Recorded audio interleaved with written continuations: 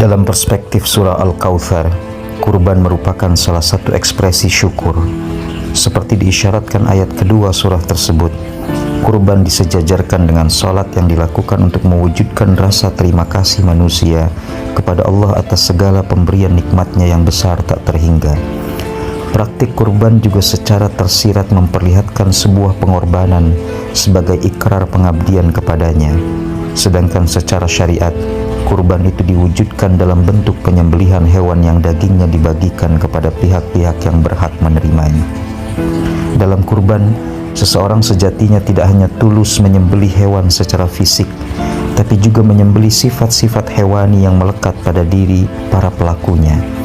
Sifat kebinatangan yang kerap muncul dalam bentuk penindasan hak-hak asasi terhadap sesamanya, misalnya dapat saja muncul pada siapapun.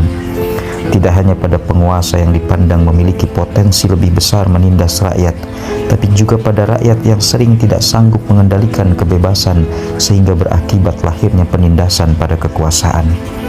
Secara historis, seperti tersirat dalam surah Al-Kautsar, kurban diperintahkan untuk mensyukuri nikmat.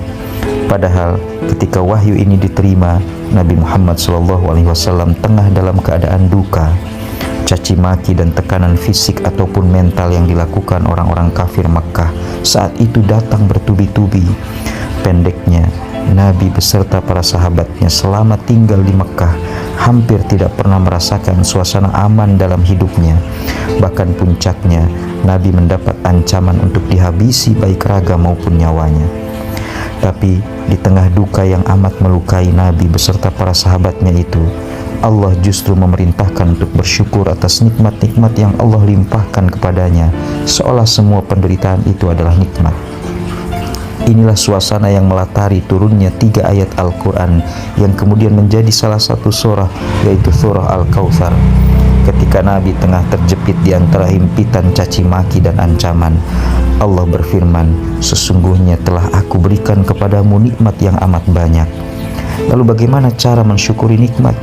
Dalam ayat berikutnya, secara berturut-turut Allah memerintahkan Nabi untuk mendirikan salat dan berkurban. Fasholli li rabbika wanhar. Salat dan kurban dalam ayat tersebut merupakan wujud syukur manusia atas nikmat Allah. Dalam salat, kita bersyukur karena Allah telah menganugerahkan banyak nikmat. Sedangkan kurban, seperti diilustrasikan dalam ayat tersebut, merupakan simbolisasi rasa syukur dengan cara mengorbankan sebagian harta yang dimiliki untuk kemudian dibagikan sesuai ketentuan syariat.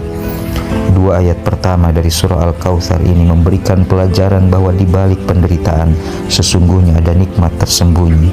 Secara lahir, kerap kita hanya memandang penderitaan tidak lebih dari cobaan atau bahkan siksaan. Padahal ketika seseorang sanggup menghadapinya dengan tulus dan penuh kesabaran, sesungguhnya ada kekuatan amat besar yang sanggup mengubah derita menjadi nikmat.